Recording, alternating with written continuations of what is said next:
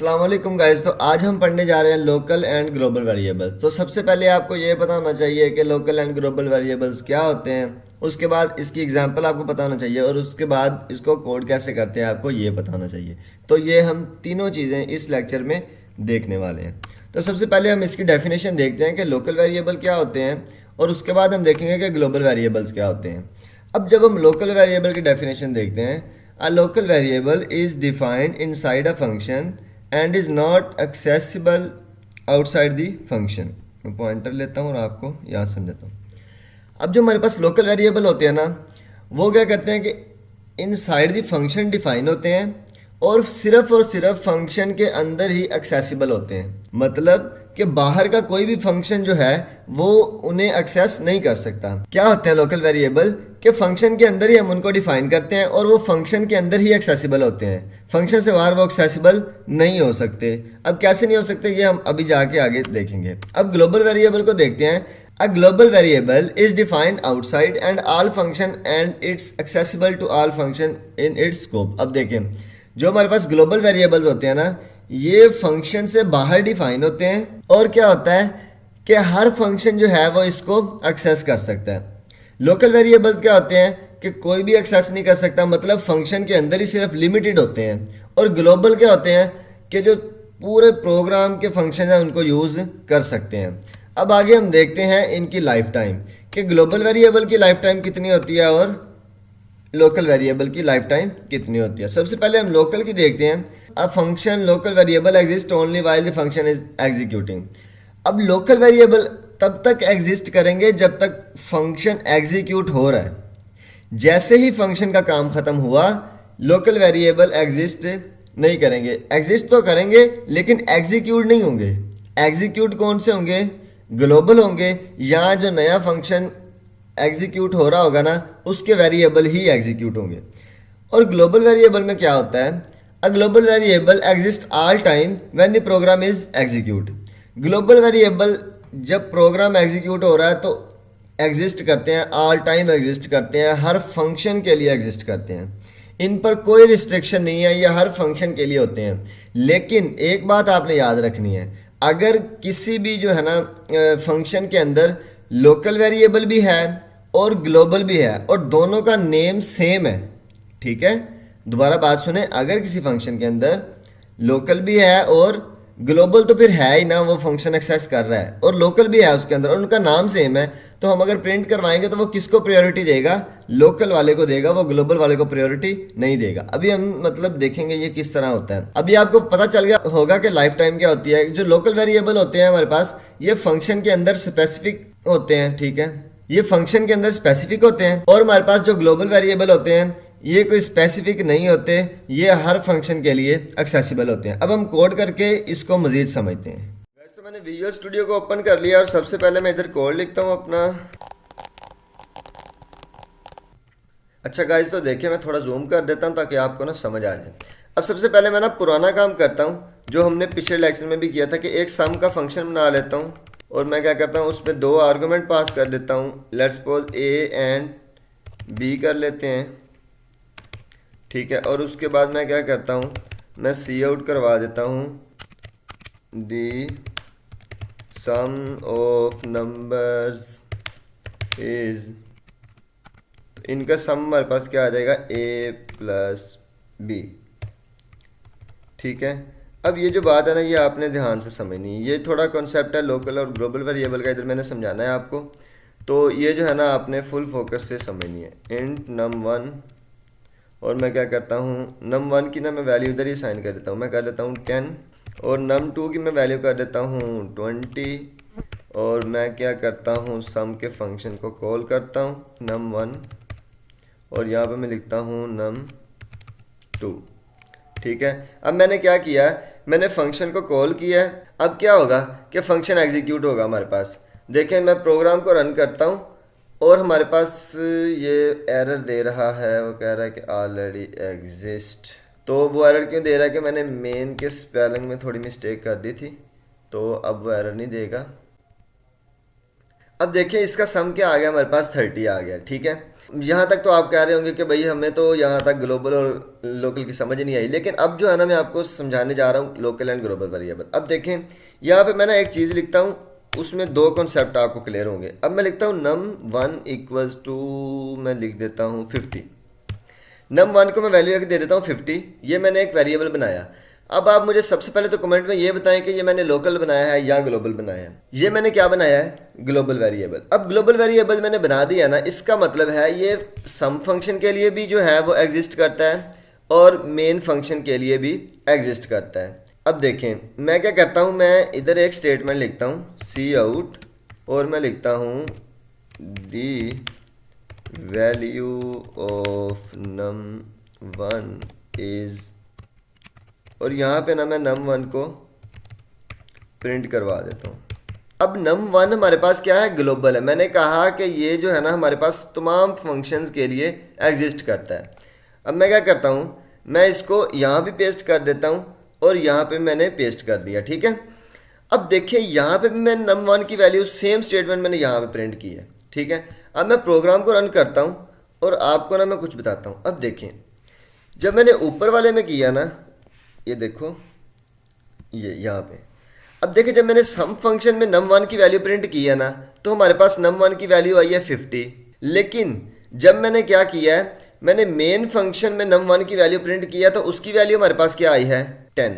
अब देखें हुआ क्या है, ये हमने क्या डिक्लेयर किया है, ग्लोबल वेरिएबल। मैं ना पॉइंटर से आपको समझाता हूँ। अब ये जो है ना हमारे पास ये वाला ये क्या है, हमारे पास एक ग्लोबल वेरिएबल है। ठीक है, ये इस फंक्शन के लिए भी एक्सेसिबल है और इस फंक्शन के लिए भी एक्सेसिबल है, लेकिन इस फंक्शन में num1 ऑलरेडी एग्जिस्ट कर रहा है।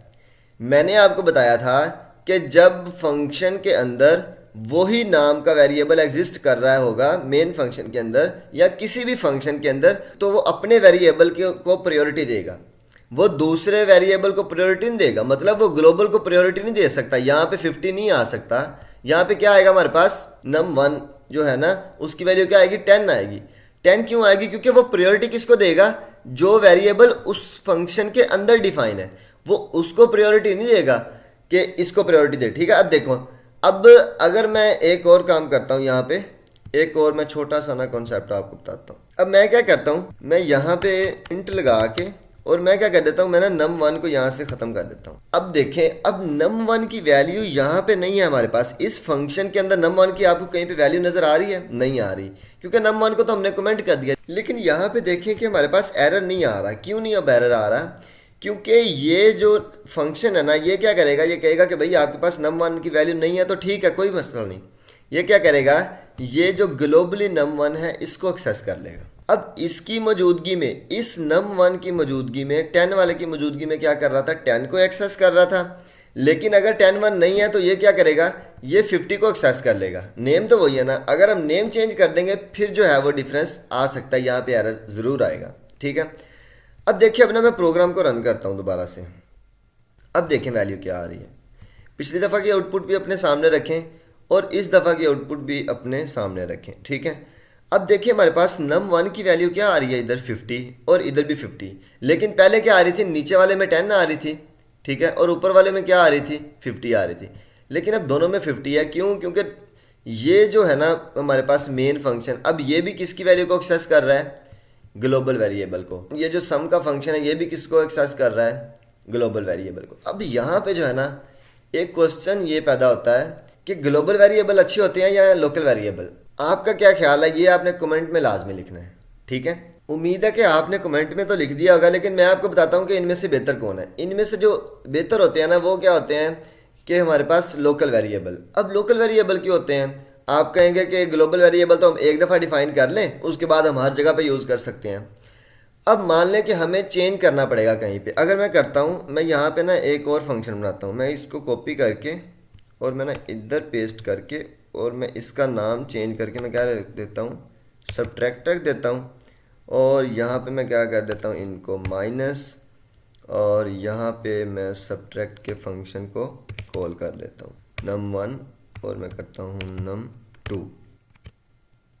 अब मैं इसको सेव करता हूँ, ठीक है। अब मैं प्रोग्राम को रन करता हूँ। रन करने से पहले मैं आपको कुछ समझाता हूँ। देखें अब मैंने क्या किया, मैंने एक सब्ट्रैक्ट का फंक्शन बनाया। अब मान लो कि मैंने num1 की वैल्यू चेंज करनी है मेन फंक्शन में, तो क्या आप बताएं कि मैं मेन फंक्शन में num1 की वैल्यू चेंज कर सकता हूँ? बिल्कुल नहीं कर सकता। क्यों नहीं कर सकता? क्योंकि हमारे पास ये जो num1 है ना, अगर मैं इसकी वैल्यू चेंज करूंगा ना इधर, अब मैंने सिर्फ चेंज करनी है मेन फंक्शन में, मुझे इन दोनों फंक्शन से कोई गर्ज नहीं है। मैं कहता हूं कि भाई मेन फंक्शन में जो है ना मेरे num1 की वैल्यू हो 20, और मैं कहता हूं कि सब्ट्रैक्ट वाले फंक्शन में num1 की वैल्यू मुझे चाहिए 30, और मैं कहता हूं कि सम वाले फंक्शन में मुझे num1 की वैल्यू क्या चाहिए, 20 चाहिए।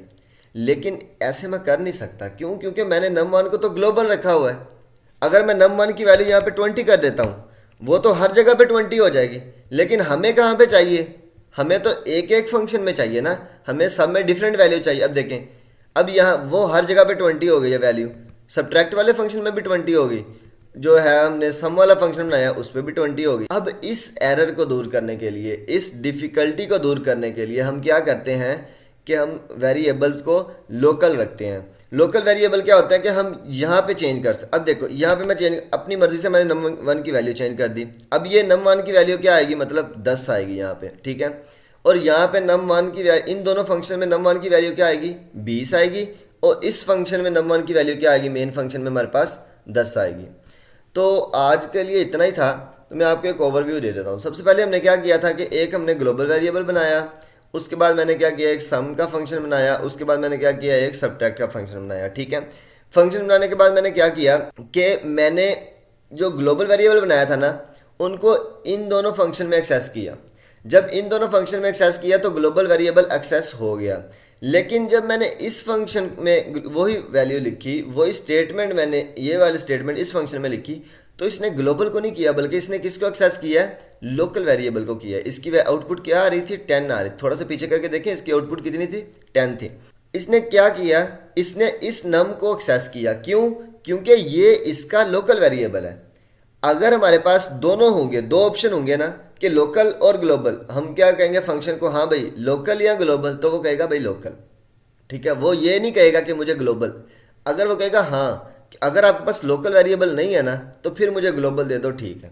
लेकिन अगर मेरे पास अपना वेरिएबल है तो मैं फिर बाहर से क्यों वेरिएबल लूँगा? समझ आइए। अगर आपके पास कोई अपनी चीज़ हो तो आप बाहर से वो वाली चीज़ लोगे? कभी भी नहीं लोगे। तो आप कहोगे कि भाई मेरे पास तो अपनी है। इसी तरह फंक्शन कहता है कि मेरे पास तो अपना ये वेरिएबल है, मैं बाहर से ग्लोबल वैल्यू क्यों लूँ? तो यहाँ पे फिर वो किसको कौन सी वैल्यू देगा, इसको 10 असाइन कर देगा। लेकिन अगर मैं इसको नहीं लिखता, मैं इसको रिमूव कर देता हूँ, इसको num1 को मैं रिमूव कर देता हूँ यहाँ से, तो फिर ये किसको एक्सेस करेगा, ये वाले num1 को एक्सेस करेगा। फिर इसकी वैल्यू क्या हो जाएगी, 20 हो जाएगी। तो ये था आज का एक छोटा सा कॉन्सेप्ट था। तो उम्मीद है कि आपको समझ आई होगी। अगर आपको समझ नहीं आई तो आप कमेंट में पूछ सकते हैं, जो है हमारा व्हाट्सएप ग्रुप ज्वाइन कर सकते हैं, और सोर्स कोड और स्लाइड्स आपको जो है ना वो डिस्क्रिप्शन में लिंक में मिल जाएंगी। अगर आप इस चैनल पर नए हैं, चैनल को सब्सक्राइब करना ना भूलें, और अगर आपको कोर्स में मज़ा आ रहा है तो कमेंट में लिख दें, और साथ में अपने दोस्तों के साथ शेयर लाजमी कर दीजिएगा। तब तक के लिए अल्लाह हाफिज़, मिलते हैं नेक्स्ट लेक्चर में।